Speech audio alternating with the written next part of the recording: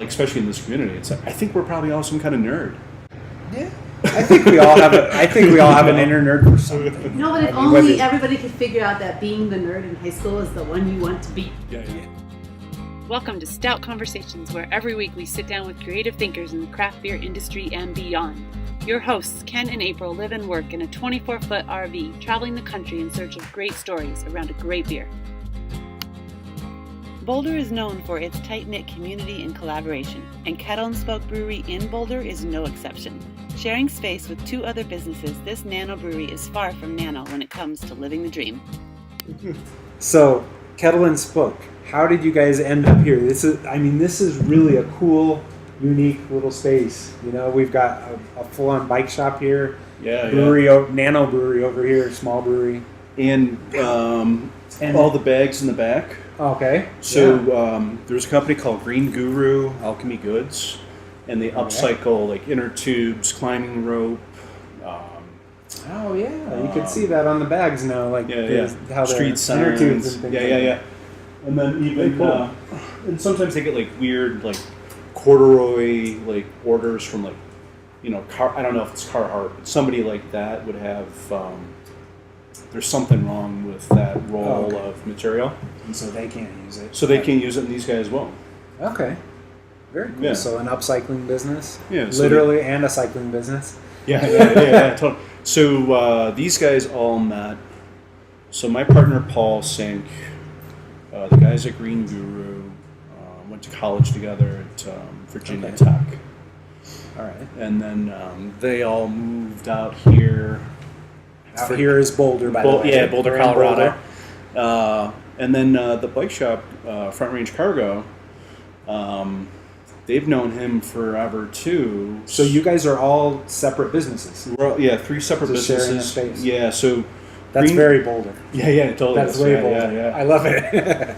Yeah, so Green Guru literally just had this section, this unit. Okay. And the bike shop was literally from like here over. He just started with like 20K. I mean, and he just pretty much keeps growing every year. Cool. That's a good thing. Yeah, so he's a nice little upstart too. So we're all upstarts. And he needed something to drink, so totally. Why not start a brewery? So in the same spot? Bikes, beer, and gear is like the tag. So you get all of that right there. That's totally. I mean, not just Boulder, but Colorado. I think that really encapsulates the whole state for the most part. Yeah. The love of outdoors, the love of a great beer. People coming together. Yeah. And I think that you kind of build that here. It seems like you really focus on just kind of community. Yeah. No, that's part of it. I mean, that's how we started. Like Thursday nights, they have the cruiser ride, and they used to start it here until everybody started getting older and having families and whatnot. But it's just like that bike community. So it's just like. We all love the bike. We all love the outdoors, and it's just kind of like typical kind of Colorado thing. It is, but it's all community. It's like I think as a business owner, I would prefer to have. I love having people from Parker coming in and stuff like that. It's awesome, but it's really like the people that live in Boulder that come here are more in the regulars or stuff like that. Try to keep them here a little bit more, and then working with like. Our collective next door, we try to throw parties with those guys too and stuff like that. So, well, and we noticed kind of walking around outside, you have like a nice little trail system right here. There's like a little aqueduct kind of thing going, and then you got this little trail, kind of a cool trail where people are probably walking by all the time, and they have obviously found the brewery because I saw a path that cuts right through there and right up to the brewery door. So I think people found it. People found it because this is not like in the heart of Boulder. This is no. I mean, we had a bunch of guys coming in here that were from a homebrew club, and they kind of called this like whole little area like the Liquid Arts District. Because for you craft beer geeks out there, you can come here to Kettle and Spoke and just kind of bounce. This can be your hub spot. Totally. And you bounce there. You got the distillery, the meadery, more breweries. Then come back here for some more great beer. You got the bikes. Yeah, you could bike around here and we need a bike station. If you bring your bike, I saw on your sign here, you get $1 off your first pint, so bring your bike. Yeah, we have limited parking, so we can try to encourage riding your bike. So, well, that's always fun too, though. And you get to earn your beers a little bit. Yeah, totally. and it sticks with the whole Kettle and Spoke theme. Beer and bikes. That's a cool thing. And now you and your partner Paul, we're here with Patrick, by the way. I don't know if I introduced anybody yet, but you and your partner Paul opened this up about 2 years ago? Yeah, December 2016. Okay, but like a lot of people making their dreams happen, you guys both still work another job as well, right? Yeah. We still work full time. Yeah, we both have full time jobs. It took us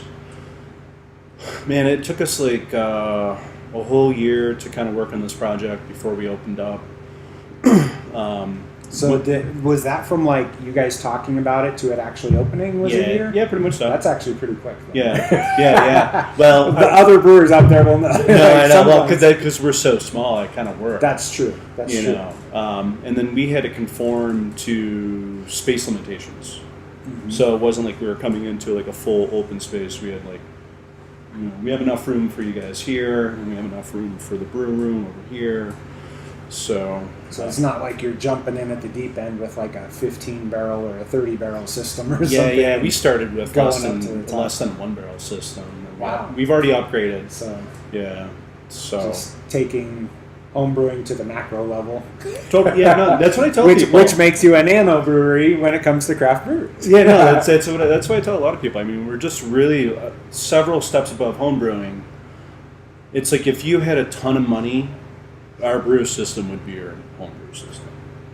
It could be, but that's a lot of beer for a home brewer. Yeah, true. Yeah, no. Because you figure 2 barrels, that's about 60 plus gallons. Yeah, 62. So where did the idea come from? Where did the passion come from? Has it been brewing for a long time, or? I've been home brewing. Yeah. I've been home brewing for 15 years on and off. I think my partner Paul's kind of the same way. Okay. And then not years ago, but early 2013 or so, 2012, me and a couple buddies, homebrew buddies, were thinking about opening up a brewery. So we really looked into it. We dove into it, started pricing stuff out, and really came up to the conclusion that you're going to need at least $150K or more to really to make money. Right. You're not going to make money at 1 barrel at a time. Right. So you guys aren't into making money. It's just it would be nice. Wouldn't it be nice if you didn't have to worry about it? Yeah. But the fact is, you do. Yeah. I mean, plus we're only 2 years old, so we're bleeding less every year. So that's a good thing. Which is really good. Stop. Obviously, always need to increase sales and all that kind of stuff. Is that the point to grow it? Into your guys' full-time business? If we could, that'd be awesome. That's where we want to go. So, do you see that happening in the next couple of years, maybe? The biggest, I think, issue for us is that we both, you guys know, work a full-time job. Yeah, we do. And then full-time jobs and have our passion project. Yeah, and if you have kids or family, I have 3 kids under 3. Or actually 3.5. Wait, 3 kids under 3? Yeah, I got a set of twins. Oh. So Paul's got kids. So it's tough. You're juggling life, full-time job. Life, marriage, kids, and then this. So I think, for starting small, you just have to be prepared that you're going to be torn in 50 different directions, and then try to grow at the same time. That's pretty ambitious, though. I mean, a lot of people who have young children don't. They wait, until it's the right time, and it's but you can wait forever. But, it's when we start. Well, we started when my daughter was a year, so we already we knew we were going to go for another set of, a number 2. But we ended up getting twins, so at one time. So I made a little tougher. It's just like building any business, and if you're going to be an entrepreneur, it's just like building any kind of business. It doesn't matter if it's a brewery or an artist studio or a website. Yeah, totally. Or anything, you still have to kind of plan the goals and know it's going to take some time to get there. Yeah.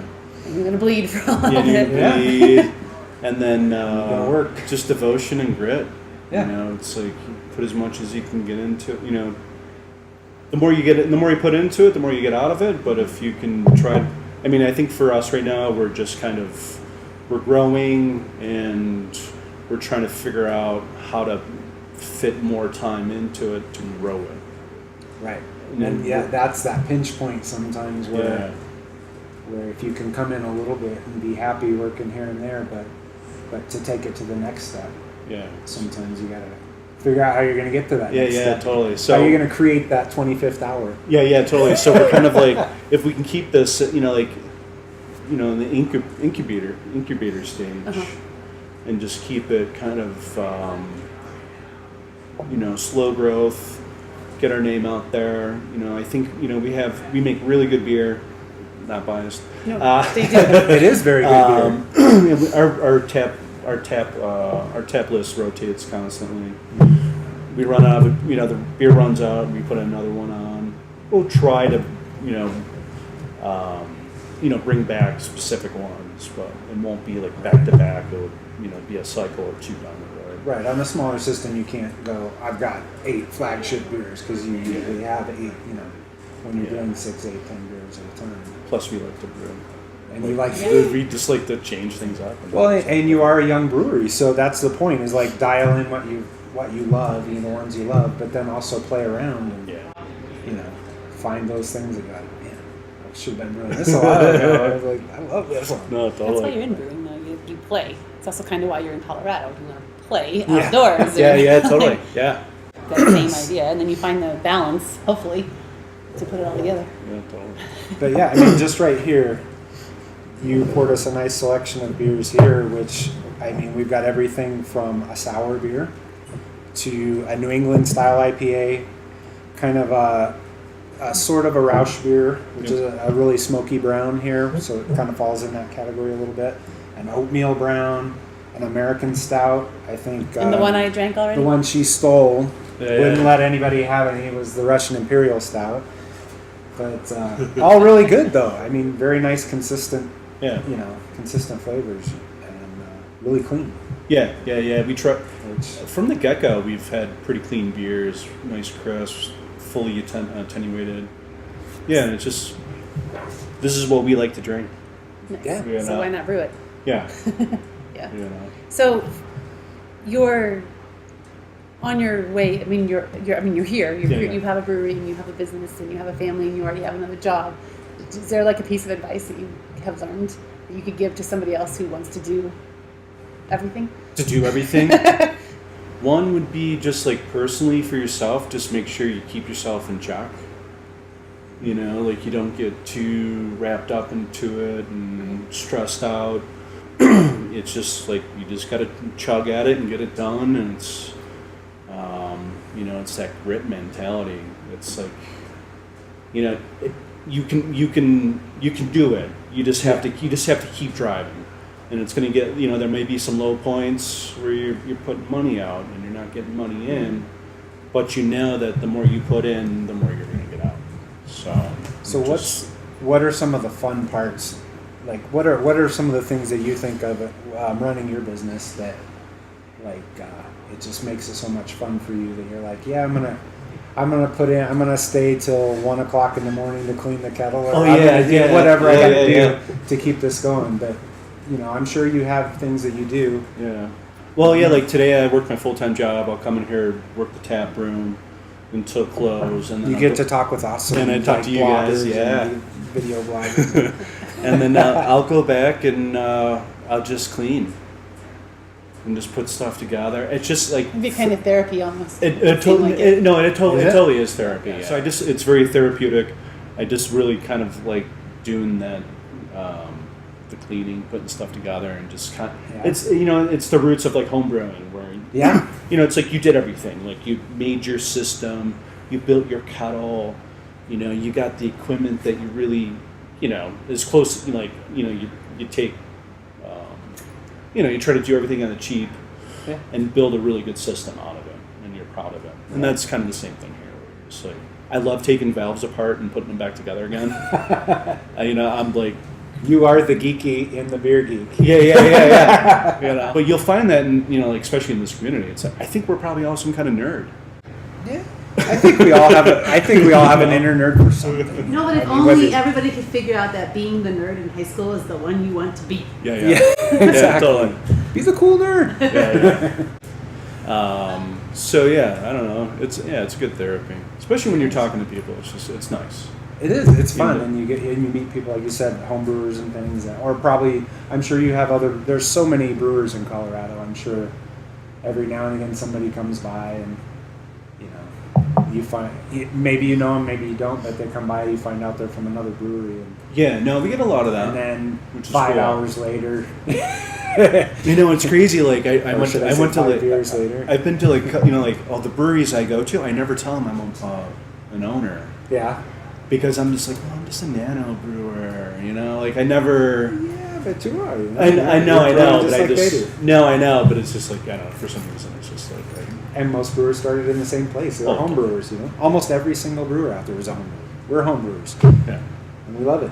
Yeah. But you've turned it into, this business. You've turned it into Kettle and Spoke. And a place where people can come and hang out and drink good beer, have good time, have good conversations. Oh, yeah. Yeah, and just a nice atmosphere. Yeah, like I said earlier, Paul, my partner, that's one thing too. Oh, another thing, learn how to weld and carpentry if you want to do your own brewery. Yeah, so why would they need to learn how to do that? It just makes it easier for you. It makes it cheaper. Yeah, well, you have this beautiful. Yeah, Beautiful and just like all this. the carpentry. Yeah, my partner Paul did all the carpentry here. He made this beautiful table here. Yeah, this is all like the beetle kill wood. If you've seen the pine beetle kill, which has that really nice blue streaks through it. I mean, just beautiful wood. And that kind of helps. And plus, I think it helps with your story. I think there's some pride in that too.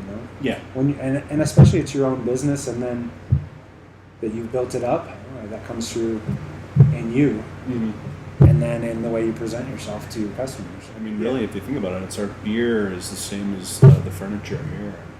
I mean, it's all handmade, all cared for. Yeah, and brewing beer is a craft, really. Yeah, it's a fun. I mean, obviously, a craft beer. Yeah.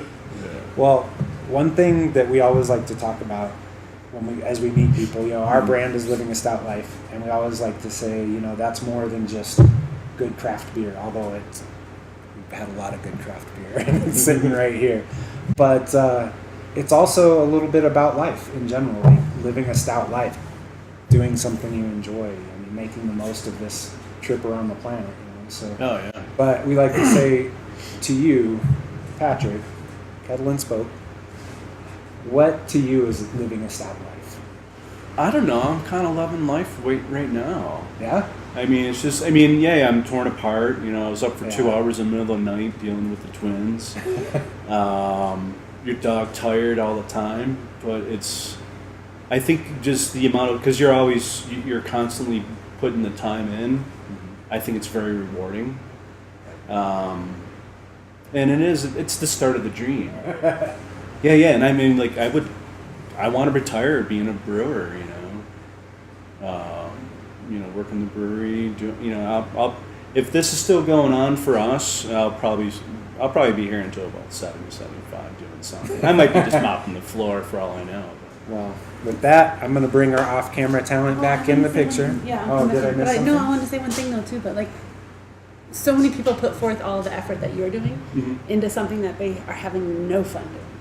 Oh yeah. So at least if you're going to put forth that grit and that hard work and the blood, sweat, and tears, there's some fun in there too. Yeah. And I think that's kind of what's missing with the American dream is you forget that there's supposed to be some kind of fun in there. Yeah. Oh no, there has to be. Yeah. It might not be all the time. Well, nothing's going to be fun all the time. Yeah. Wish it was. Beer's pretty good fun most of the time. Twins are probably fun most of the time. Oh, they totally are. Maybe not at 2 in the morning, but I know, it's 2 in the morning. When you find yourself complaining about something and you think about it, you're like, these aren't complaints. Oh no, yeah, these are great problems to have. Oh yeah, totally. Yeah, especially yeah. Case in point, the girls. You're just like, oh god, just go to sleep. Like even just 2 hours on, like you need to go to sleep, and they and then the next morning you're just like, "Hey, sweetheart, how you doing?" Yeah. On that note, we can do a cheers. On that note, let's do a cheers. Cheers. Cheers. Stout life. Yeah. There are new episodes with new conversations every Sunday night. Be sure to subscribe and click the little gray bell so you don't miss out. We'd love to hear from you, so please leave us a comment below. Not only will this help us get found on the search engines, but it will also help us create a better experience for you, our viewers. Any ideas?